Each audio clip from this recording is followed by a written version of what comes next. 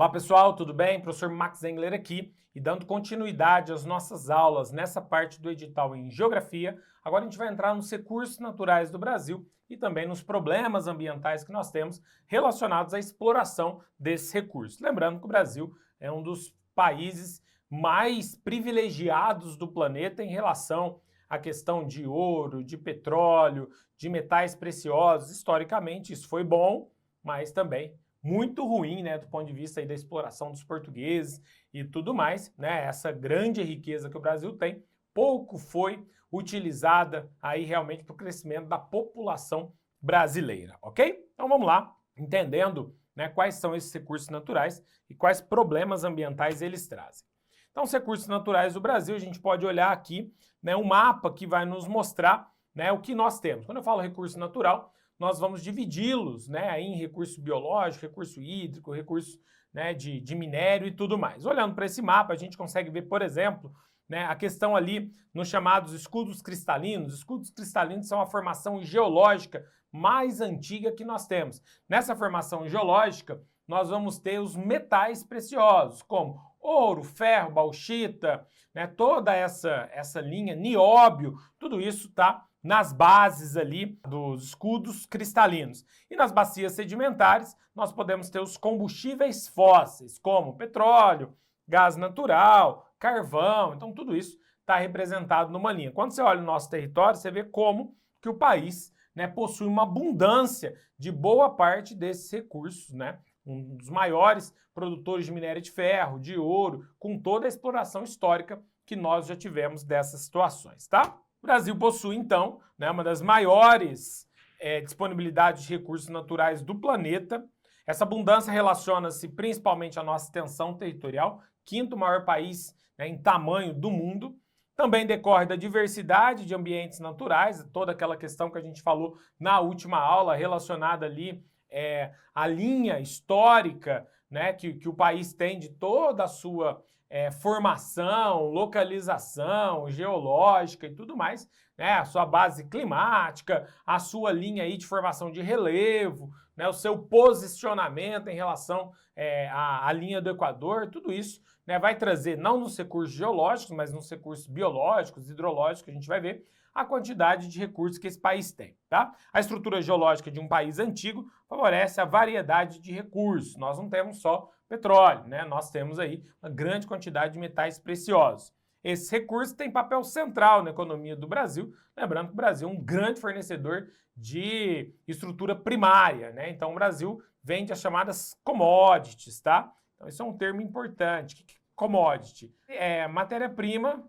vendida para exportação na Bolsa de Valores, dolarizada, né? Então, quanto que vale o minério de ferro, quanto que vale o petróleo, e também nas questões aí agrícolas, né? Como café, açúcar, trigo, né? Então, muitas vezes quem produz café tem que estar ligado no valor do dólar e tudo mais, na questão da venda, tá? Então, commodity é matéria-prima vendida aí na Bolsa de Valores, no processo de exportação. A gente chama de commodity, né, o produto primário ali, que é vendido, geralmente a gente vende produto primário, historicamente foi assim, a gente tentou já sair dessa condição, mas ela ainda nos apetece muito, que é, né, a gente produzir questões de alto custo agregado para ganhar mais dinheiro. Geralmente a gente vende o minério de ferro e depois compra, né, esse ferro aí trabalhado. Então, esse é um problema histórico que o país tem, né, e depois quando a gente tem a base da industrialização, a gente vai com pouca tecnologia, né, então o Brasil não tem uma indústria de ponta, né, de tecnologia como para celular, para carro. Nós somos um dos maiores consumidores de carro do mundo, mas os carros produzidos aqui, eles são produzidos aqui, mas a marca, a inteligência, a estrutura de desenvolvimento de pesquisa, né, de pesquisa e desenvolvimento e toda a base de formação, né, desse carro vem de fora, Estados Unidos, Alemanha, Japão, Coreia do Sul, tá? Então essa é uma questão importante. Então esses recursos têm papel na nossa economia, ao mesmo tempo que geram desafios ambientais extremamente graves, grandes, né? Então, porque a exploração do o garimpo, o minério de ferro, o petróleo, isso são estruturas altamente poluentes, mas são base, né, muito grande aí do nosso PIB, ok? Então, quais são os nossos recursos? Qual que é a classificação desses recursos que nós vamos ter no Brasil, tá? Então, os recursos são renováveis e não renováveis, não só no Brasil, mas a nível global. os recursos são classificados dessa forma, tá? Então, quais são os tipos de recursos que eu tenho, né? Tanto no Brasil quanto no mundo. Então, a gente classifica esses recursos naturais em renováveis e não renováveis, tá?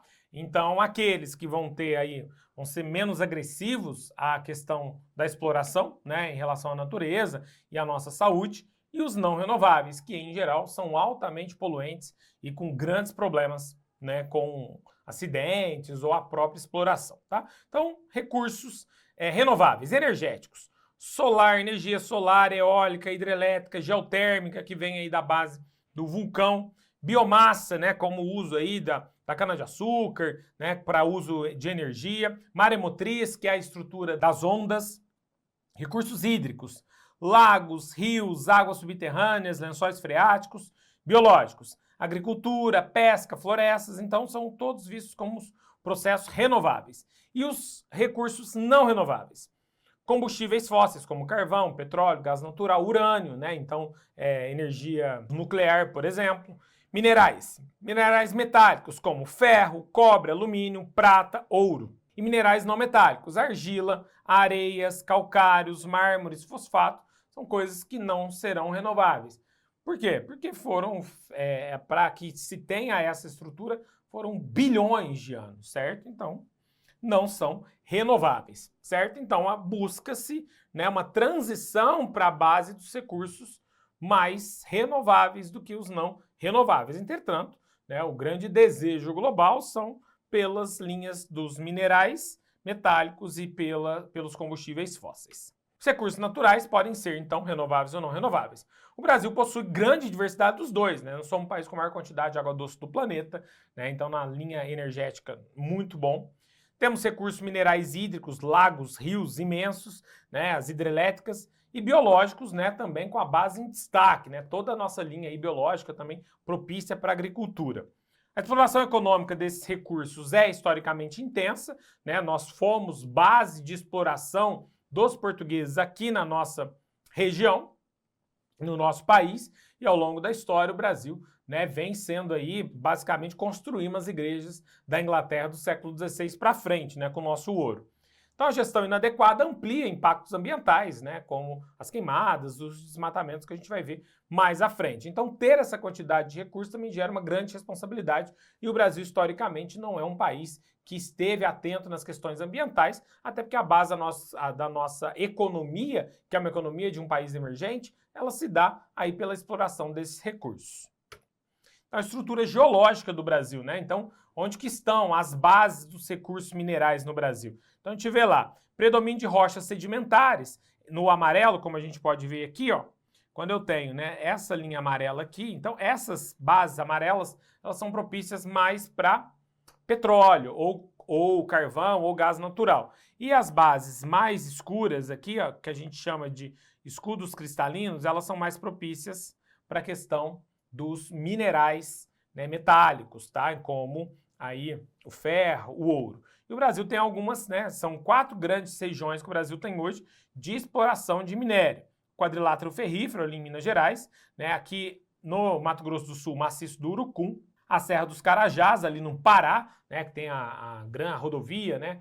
E a estrada de ferro também, Grande Carajás, e aqui na Serra do Navio, né, que nós temos no Amapá. Então, são áreas que a gente pode ver, né, propícias aí com a base dos escudos cristalinos, ok? Como a gente pode ver aqui em Minas Gerais também, ok? Então, os escudos cristalinos são propícios para a linha dos minerais metálicos, enquanto que as bases das bacias sedimentares, as estruturas geológicas de bacias, são propícias para os combustíveis fósseis, tá? Então, o Brasil é um país que tem muito dos dois, né? Somos um país muito privilegiado nesse sentido, mas a exploração acontece de maneira, muitas vezes, irresponsável.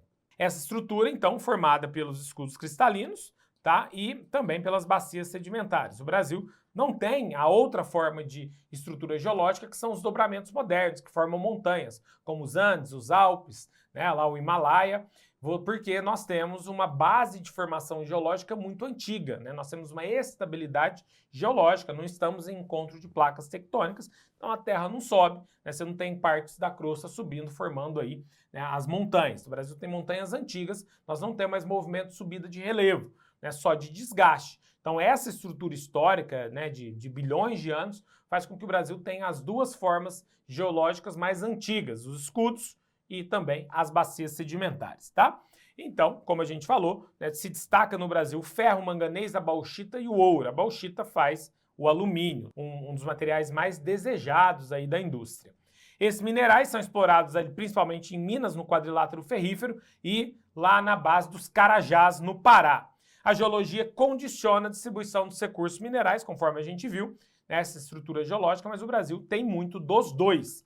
Isso é algo que poucos países têm. Muitos países vão ter o petróleo, mas não tem a base do ouro, né, do ferro. Muitos países vão ter a base do minério, mas não tem a estrutura do petróleo. O Brasil é um país que tem essa base muito forte, ok?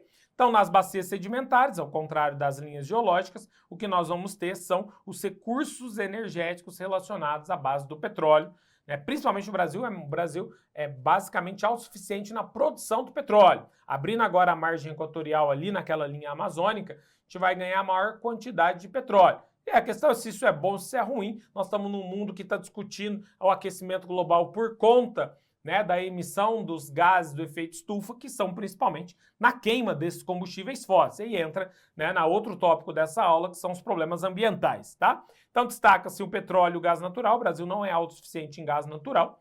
A exploração ocorre em áreas continentais e também em áreas marítimas. A bacia de Campos, no Rio de Janeiro, né, a bacia e também ali em Santos, são as áreas que eu mais tenho exploração de petróleo do país. O pré-sal, que é uma área ali na costa do Sudeste, muito importante, né, para a exploração do petróleo, tornou o Brasil com grande possibilidade de venda do petróleo do mundo, tá? E esses recursos são fundamentais para a nossa economia. Então, do ponto de vista econômico, a exploração dos recursos naturais são fundamentais aí, né, para o crescimento do PIB do Brasil. A forma como isso é distribuído para a população como um todo é um grande tema de discussão. E aqui a gente vê como que funciona a linha nessas bacias sedimentares, tá? Então você tem uma plataforma de petróleo, ali que a gente chama de offshore, tá? Offshore significa que é em alto mar, tá? Pode ser na base continental, mas o Brasil, de modo geral, explora a maior quantidade de petróleo do Brasil, vem das bases marítimas. Então, você tem a plataforma de petróleo em águas profundas, né? Ela passa pelas camadas ali até chegar onde está o petróleo, tá? Então, você vai ter, né, uma camada aí de 2.000 metros de espessura até chegar a 2 quilômetros para conseguir chegar no petróleo. Então, é uma alta complexidade, uma estrutura muito forte do ponto de vista aí tecnológico. A Petrobras é uma empresa de base, mas que tem uma base tecnológica de exploração muito boa a nível global, uma das melhores nesse sentido, ok? Bom, então é assim, né, que acontece a exploração dessa linha do petróleo em águas profundas.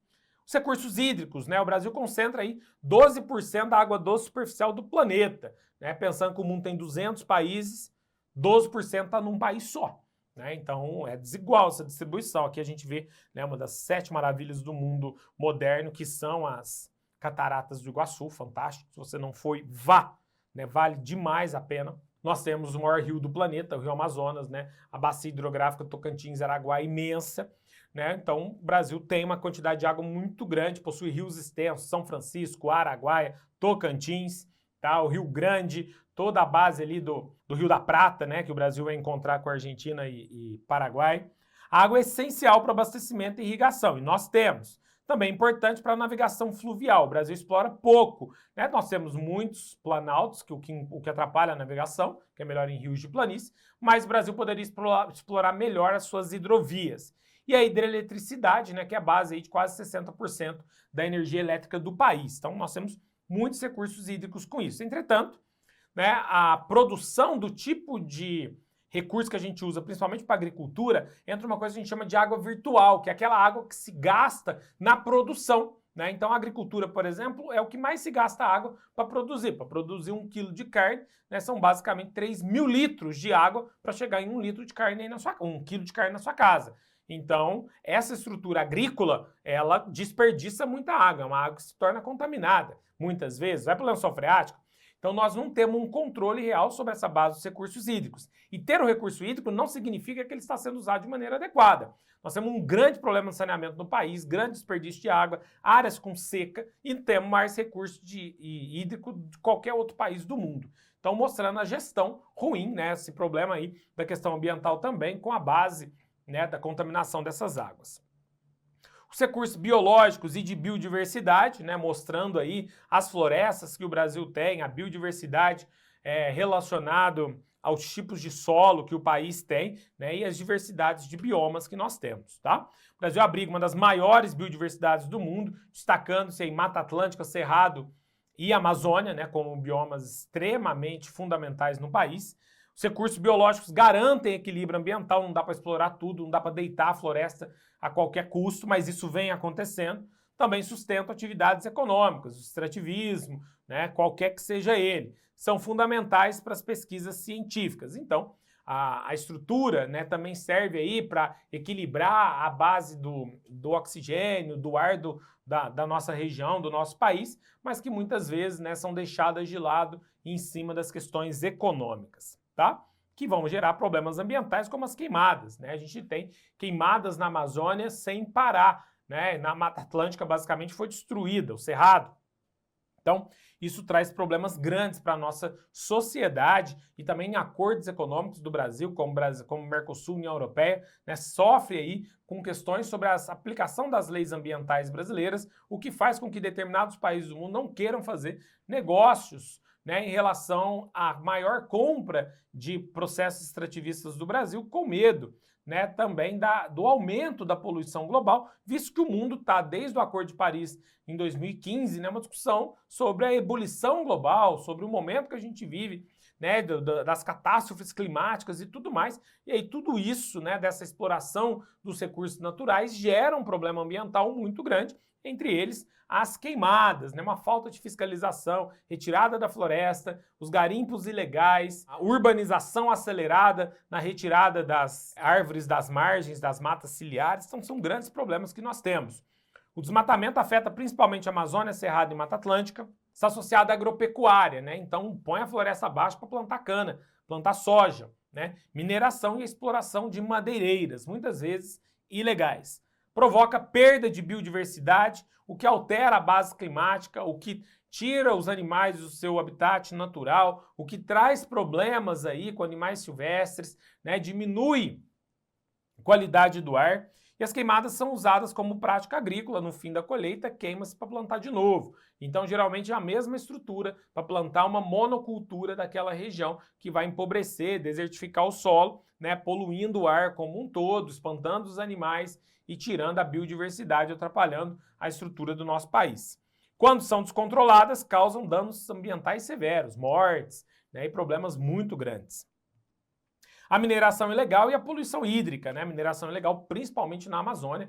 Nós temos aí a questão das terras Yanomamis, todo esse cenário que vem acontecendo nessa região, tá? Que é de difícil entrada, de difícil fiscalização, mas que não tem grande vontade dos governos também para isso. Os garimpos ilegais que acontecem no meio da floresta, né? Então a lavagem com mercúrio desses objetos, né? Desses minérios, poluem os rios, poluem as águas, né, desmatam para poder fazer essa estrutura, não polui tudo, né? Então é um problema muito grande essa mineração ilegal. O garimpo ilegal, sobretudo o ouro, é comum lá na região da Amazônia. Provoca a contaminação dos rios por esse mercúrio, gera degradação do solo, conflitos com povos indígenas, que aumenta essa região ilegal, o governo não chega, são áreas ribeirinhas, áreas de proteção ambiental que não estão sendo resguardadas. Compromete o abastecimento e os ecossistemas aquáticos, certo? Compromete o abastecimento e os ecossistemas aquáticos. É um problema que nós temos em relação a esse cenário muito grande, tá? E aí a gente vê que o Brasil vai se distanciando, de certa forma, da questão da sustentabilidade, os ODS, 17 Objetivos do Desenvolvimento Sustentável, que nós devemos respeitar pela quantidade de recursos naturais que nós temos e também relacionado aos problemas ambientais que a exploração deles causa, tá? Então aqui a gente vê erradicação da pobreza, é muito difícil fazer isso, porque geralmente quem está fazendo o garimpo ilegal são proprietários de terra que vão atrás e liberam essas áreas, né, que eles invadem e deixam aí, né, para os garimpeiros ilegais e pegam parte desse lucro. Então você vê se aproveitando de pessoas em situação de pobreza, a falta a retirada, né, para pôr monocultura e retirada da floresta como um todo, isso atrapalha o pequeno agricultor, porque o solo vai ficando desertificado como um todo. Fome zero e agricultura sustentável, então são ideias da ONU assinadas por todos os países, né, lá no início do século XX, né, no início do século XXI.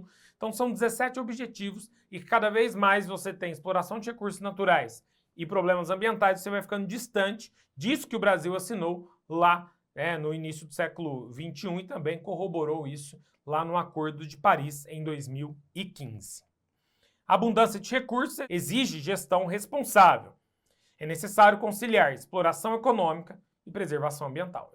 Nós não podemos deixar de lado a riqueza natural que temos, mas precisamos ter gestão, senão não teremos novas gerações utilizando desse cenário. Desenvolvimento sustentável, que é o equilíbrio entre a economia, o social e o ambiental, precisa ter um uso racional dos recursos. Para isso precisa de investimento tecnológico, de pesquisa, precisa de fiscalização, precisa de concursos públicos para o IBAMA, né, para as bases do Ministério Público que consigam, né, fiscalizar esse tipo de cenário.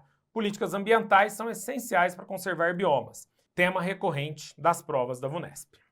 Então atenção aqui para a VUNESP. A banca cobra a relação entre a geologia, o escudo cristalino e a bacia sedimentar, escudo cristalino minério, bacia sedimentar combustível fóssil. Exploração econômica e impactos ambientais são centrais, né? Quais são os tipos de impactos, onde que eles ocorrem.